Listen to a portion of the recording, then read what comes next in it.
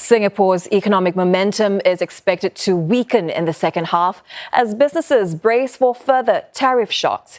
Analysts say the latest export data for July, which is down 4.6% after a 12.9% expansion in June, comes as no surprise. And besides a slump in pharmaceutical shipments, a drop in front-loading trends and overall weaker external demand also contributed to the decline. Nadirah Zaidi reports.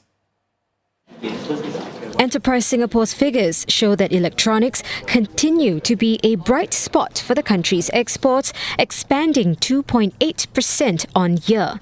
Shipments of personal computers, chips and bare printed circuit boards supported growth. Economists caution that this positive momentum depends on many factors. For instance, demand for AI-related semiconductor broadens quicker than expected into consumer devices. And if supply chains across Asia or ASEAN in particular, they remain resilient despite the tariffs headwinds that they're facing. So yes, electronics can continue to support growth, but probably not at the pace that we saw in the first half. Previous export boost due to front-loading activities is also starting to fade. Clearly, if the Christmas toys, the Christmas trees and the angels have been shipped and there are not going to be new orders coming through, then it will mean a quieter pause here in Singapore. And clearly that will have implication on financial services and other subsequent economic activities as well. Exports to the US fell more than 42%, led by drops in pharmaceuticals, specialized machinery and food preparation.